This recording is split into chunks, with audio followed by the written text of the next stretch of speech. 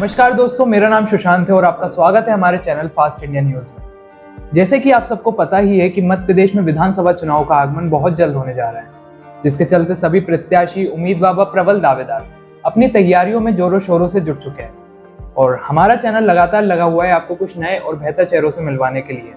इसी संबंध में आज हम आए हैं पन्ना विधानसभा, जहां पर हम आपकी आज मुलाकात करवाने वाले हैं एक प्रबल दावेदार से। तो आइए इनसे बात करते हैं और जानते हैं जनता के प्रति इनके कुछ महत्वपूर्ण मुद्दों के बारे में और साथ ही साथ जानेंगे इनके विधानसभा क्षेत्र की वर्तमान स्थिति के बारे में। नमस्कार मैम, आपका बहुत बहुत स्वागत है हमारे चैनल फास्ट इंडिया न्यूज में। नमस्कार भैया, मैं दिव्या रानी जी, पूर्व कांग्रेस अध्यक्ष भी रही हूँ और अभी समन्वित भारत जोड़ो यात्रा भी रही हूँ। मुझे सौभाग्य प्राप्त हुआ था कुछ देर माननीय श्री राहुल गांधी जी के साथ चलने में जी, जिसमें मैंने उनका बहुत बहुत धन्यवाद दिया था और ये कहा था कि आपने कांग्रेस को फिर से पुनः जीवित कर दिया और जितनी उनने मेहनत की उतनी ही हम लोग ने भी अपने पन्ना जिले में एक एक वार्ड, एक एक तहसील, एक एक क्या बोलना चाहिए आपका तीनों विधानसभाओं में मैंने और मेरे हस्बैंड ने हम दोनों को समन्वयक बनाया गया था। हम लोगों ने गांव-गांव जाकर भारत जोड़ो यात्रा निकाली थी और राहुल गांधी जी का संदेश दिया था। तो मैम, सबसे पहले मैं ये पूछना चाहूंगा आपसे कि वो क्या कारण है जिसके चलते आपको महसूस हुआ कि आपको भी चुनावी मैदान में उतरना चाहिए? भाई साहब, यहाँ पर पिछले 17-18 सालों से बीजेपी के कोई ना कोई विधायक रहते रहे जी। अभी पिछले 5 साल तो पूर्व मंत्री भी रहे, जो यहाँ पे खनिज मंत्री भी, खनिज मंत्री और हाँ, और यहाँ पर सांसद जो हैं वो यहाँ के मतलब जो यहाँ के सांसद वो प्रदेश अध्यक्ष में हैं बीजेपी के जी। मुद्दा ये है कि पन्ना, अगर आप अभी हॉस्पिटल में चले जाओ जी तो आपको मतलब डॉक्टर्स नहीं मिलेंगे। अगर आप इसी समय जाएं डॉक्टर्स नहीं मिलेंगे, जो हैं वो ओवरवर्क्ड हैं और तो मतलब जमीनों में मरीज पड़े हुए मिलेंगे जी। कोई फैसिलिटी नहीं है। देखिए, जो हमें एक विधायक से या एक मंत्री से या एक सांसद से या प्रदेश अध्यक्ष से उम्मीद ये होती है स्वास्थ्य सेवाएं, जो फर्स्ट चीज होती है स्वास्थ्य सेवाएं जी, उसका यहाँ पर कोई भी मतलब अगर कोई रात में मरता भी होना तो वो रात को मर ही जाएगा, उसको कोई दवा दारू कोई कुछ इंतजाम ही नहीं है। ये हाल है, स्वास्थ्य सेवाएं अच्छे से संचालित नहीं हो पा रही हैं, डॉक्टर्स उपलब्ध भी नहीं होते जी। मैम, देखा जाए तो आपके विधानसभा क्षेत्र में शिक्षा का स्तर किस प्रकार का है? शिक्षा भी ये है कि जो टीचर्स हैं वो जाते नहीं हैं हॉस्पिटल्स में, स्कूल्स में टाइमली बच्चे जाते ही मतलब पढ़ने नहीं जा रहे हैं। बेरोजगारी चरम सीमा पे है।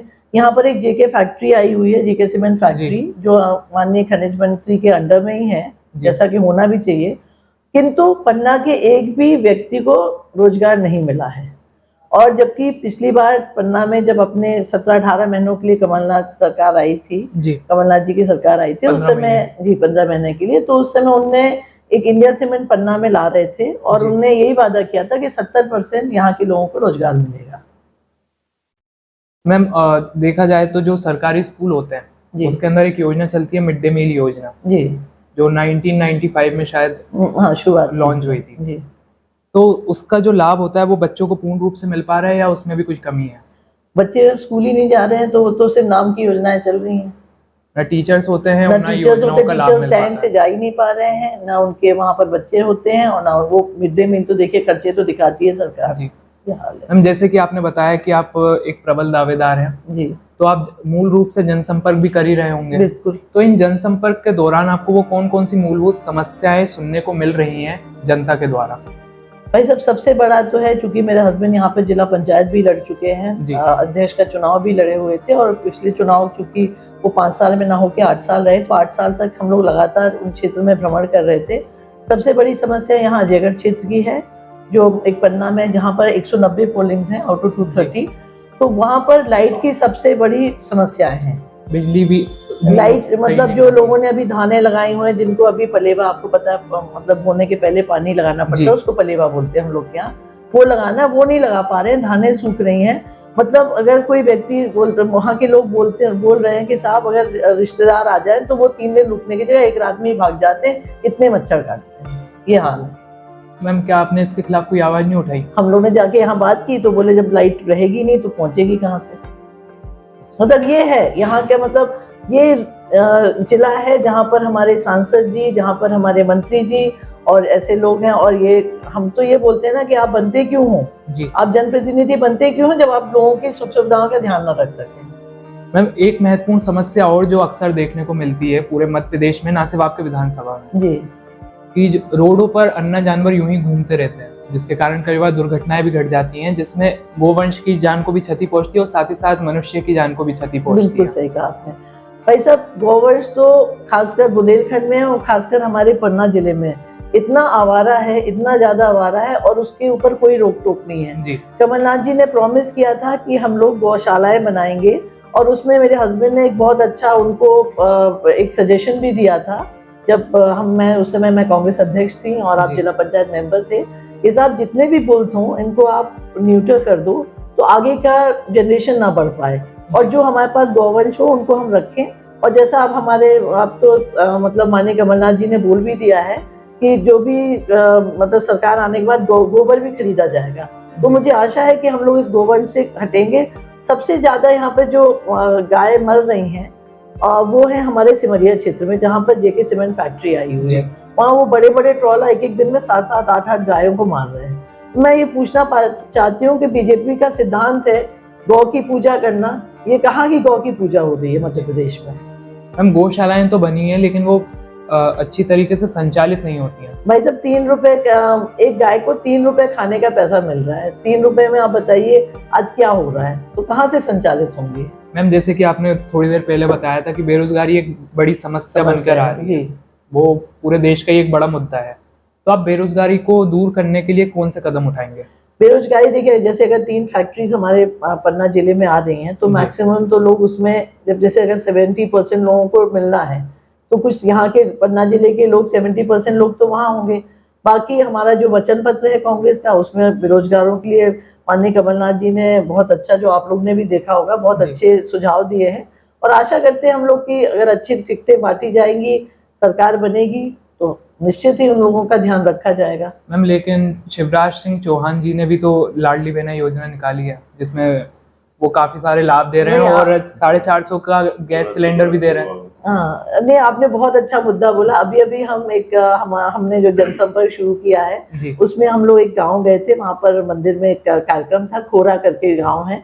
वहां पर जब हम मंदिर के अंदर थे तो वहां तो बाकी पुरुष लोग थे, पर बाहर बहुत सियानी और वृद्ध महिलाएं बैठी थी, जिनका कहना था कि हम लोग सिर्फ वो 1000 रुपए वृद्धा पेंशन में ही डिपेंडेंट थे, जो जब से लाडली योजना आई है वो 3 महीने से बंद कर दी गई है। तो हम तो ये बोल रहे हैं कि दादी का पैसा उठा के लड़की को दे दिया आपने। दादी को, लड़की तो कहीं से कमा लेगी, पर वो बेचारी दादी तो भूखों मर रही है ना। ये है लाडली लक्ष्मी योजना का सही रूप। और आप जाना चाहें तो मैं तो चैनल को आप लोग को लेके मैं चल सकती हूँ। 3 महीने से मध्य प्रदेश में वृद्धावस्था पेंशन नहीं बटी है।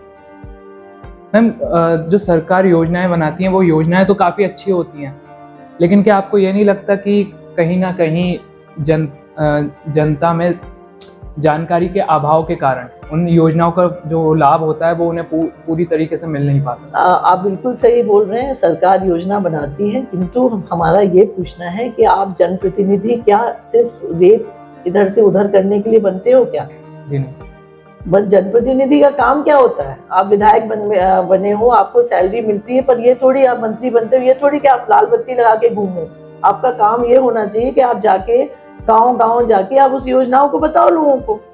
पर आजकल का जो मैं क्षमा चाहती हूँ कि जो आजकल के जो मंत्रिमंडल बन गए हैं, जो मंत्री बन गए हैं, वो जनता से बहुत दूर हो चुके हैं। वो सिर्फ वोट मांगने जाना चाहते हैं, वोट की पॉलिटिक्स करते हैं, जात की पॉलिटिक्स करते हैं। वो ये भूल जाते हैं कि उनका सही मकसद सेवा होता है, जो एक जनप्रतिनिधि का काम होता है।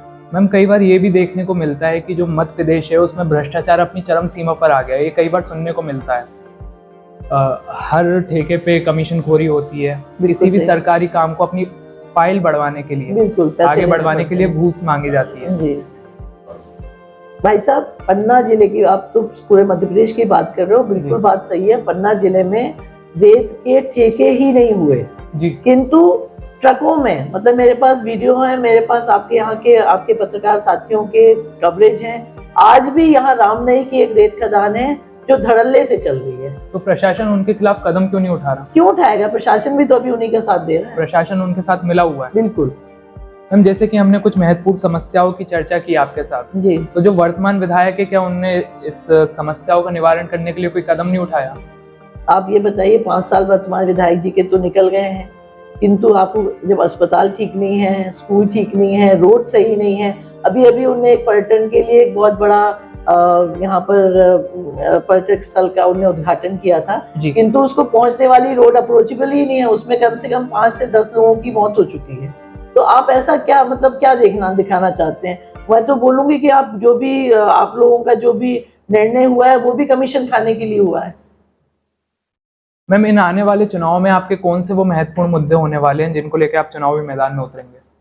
अगर हम लोग को टिकट मिलती है तो सबसे महत्वपूर्ण मुद्दा होगा, पहला होगा किसानों के लिए गायों की रक्षा करना, मतलब गायों को अलग करना, नहीं तो किसानी हो ही नहीं सकती है। दूसरा, बेरोजगारों के रोजगार के लिए। तीसरा, जो यहाँ की मूलभूत सुविधा होती है लोगों की, सड़क, अस्पताल, स्कूल, इसको हम लोग दुरुस्त करने की कोशिश करेंगे। और सबसे बड़ा मुद्दा होगा कि अगर ईश्वर ने चाहा और यहाँ से हम लोग हमारी पार्टी का विधायक बना तो ये भ्रष्टाचारी पे हम लोग पूरा का पूरा लगाम लगाएंगे। धन्यवाद। अगर पन्ना विधानसभा क्षेत्र की जनता आपको आशीर्वाद देती है और आप विधायक पद पर आते हैं तो सबसे पहले कौन से कार्य को आप प्राथमिकता देंगे विकास के लिए? सबसे पहला काम होगा भैया यहाँ का अस्पताल, जिसमें डॉक्टर्स की जो भी आपूर्ति होगी वो हम उसकी पूर्ति करेंगे।